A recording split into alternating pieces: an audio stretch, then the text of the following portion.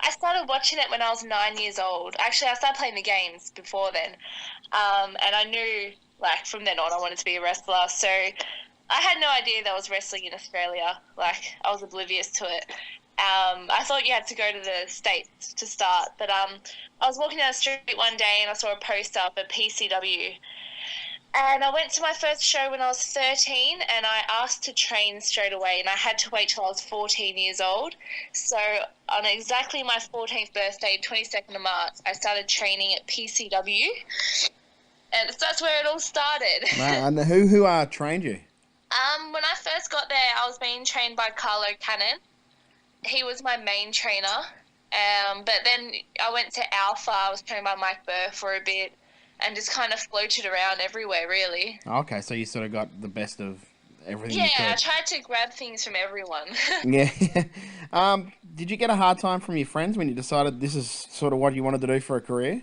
Yeah, like, you know, the whole, oh, it's fake. Why would you want to do that? Why would you want to do fake fighting and everything? But to me, it was always real. Somehow, some way, it's still real to me. So, you know, I didn't really care what they had to say.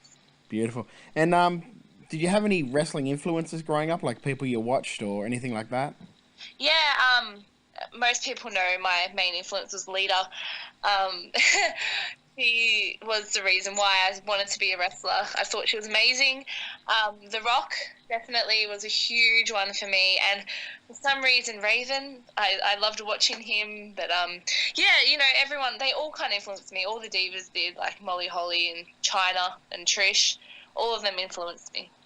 Oh, who have you wrestled for in Australia? Jesus. Okay. First would be PCW. Then I'm just trying to think. Then it would go to NAW, and then Warzone. So basically everywhere you can. Yeah, mostly everywhere in Melbourne except for MCW. Then there's you know, PWA, PWWA, 01, RCW. You know, the only place I haven't wrestled yet is Perth. That's my next tick to come off. Go to Mexico to make your way to Perth. Yeah, I guess it kind of sounds weird, but like my next goal is Perth before I head off anyways. You also headed to Canada to Lance Storm Academy. How much did that improve your skills and sort of outlook on wrestling? It was almost like starting all over again. Like, he starts from the basics and the nitty-gritties and, you know, going perfecting your bumps and everything. And I believe it wasn't till after Lance's I truly understood wrestling, like all the psychology part and, you know, what it really takes to become a professional, as they say. Yeah, so sort of, Lance's was the best, easily. So he takes you from the ground up, not just sort of, it's not like a finishing school. Yeah, it's definitely, it's actually for, like, beginners, but, you know, there was people that went into that class that had never touched a ring in their life, and by the end of it, they were doing 5-star matches on the fly. So it's well worth every penny and time you put into it. So it's sort of like a sharp learning curve, but well worth it. Yeah, like, it was crazy. Like, I thought I knew everything, then I went there and shoot. Did you wrestle over there while you were training? Yeah, Lance was booking for a show over there, and he booked me and Casey Cassidy almost every weekend for a company called PWA. Okay, that has to be a great experience, though. Yeah, it was, and me and Cass actually got to hold the belt, like, at least once, so it was pretty cool.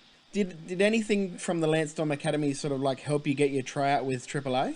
Sort of. I mean, us being there, we met Teddy Hart at a show, and that's where it all kind of started. Actually, it was the last day of class, and we were just hanging out at the house, you know, and then this guy just came barging into our house, which was Pete Powers, and he just got back from Mexico that day. And me and Ryan Rollins have always wanted to go to Mexico, so straight away we attacked him. We're like, how do we do it? What do we do? And from then on, that's where we got the contact for Conan, and then we spoke to Teddy about it, and that's where it all started. And what is the women's wrestling scene like in Mexico? That's sort of something I haven't really heard of. Like you hear a lot about the luchadors and all that, but you don't really hear so much. I mean, I know that that's where Lita trained. Yeah. But aside from that, I hadn't really heard anything of it. the women over there are easily the most underrated women wrestlers in the world. Like, I went there and I was watching them, and we think that we have good high flyers here. You go over there and the women, they're phenomenal what they do in the ring. They can out-chain I couldn't believe it. And I'm like, how has no one heard of these women? Like, Fabia Apache is easily the best women's wrestler I've ever seen in my life. But, you know, they're happy, they're content there, they're getting paid to wrestle. You know, there's no really need for them to branch out. They're celebrities over there, you know? Yeah. So, but yeah, the women over there, like, it's very big. And a lot of respect, and yeah, you know, it's just underrated. That's all. Yeah, because like it's amazing that I hadn't really heard anything of. Like, you hear about your shimmers and all of that, but you never really hear about. And for me, because like I watch hours and hours of wrestling that I would have stumbled upon. Yeah. But yeah, so when I heard that you'd been over there and you'd gotten a developmental deal, I was like, well, where is she going to wrestle? You don't really hear of. Yeah, right. Well, hopefully I can somehow put it on the map here for Australia. Exactly.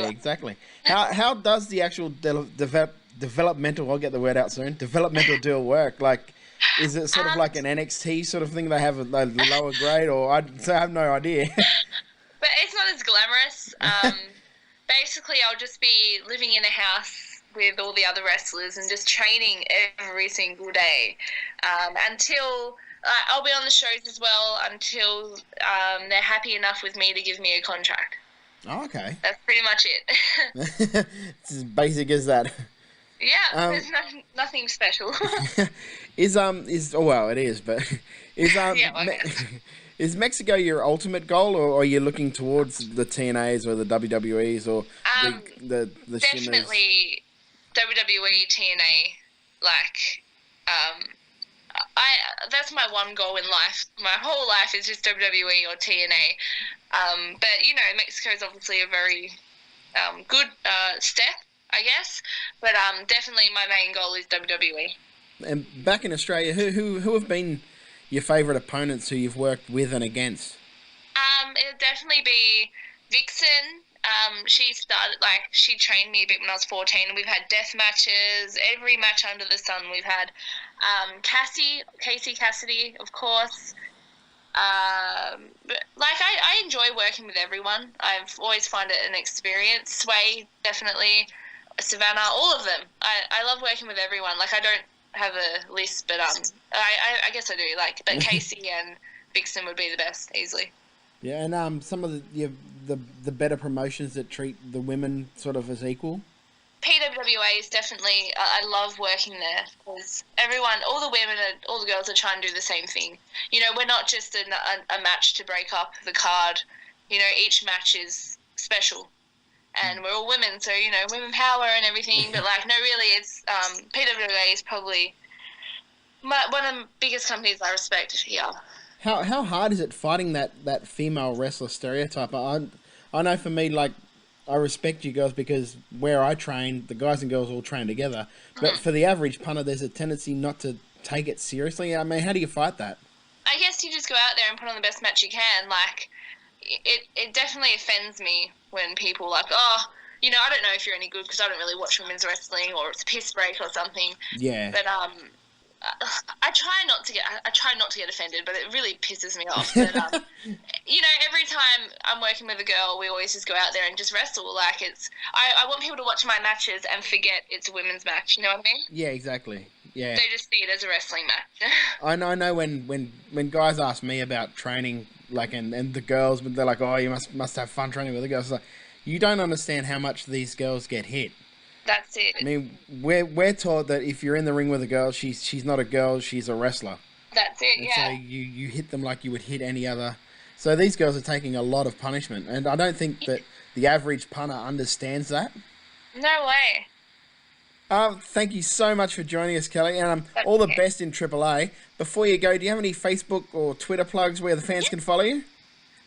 Yes, I have a Facebook, which is facebook.com/Nikita Noridian. And I also have a Twitter, which I believe is /Kellyanne with 2 E's. So you've got the 2 different names. Yeah, I got 2 different gimmicks going on at the moment. Oh, wow. Alrighty, well, thanks very, very much for joining us, Kellyanne, and all the best from Triple A.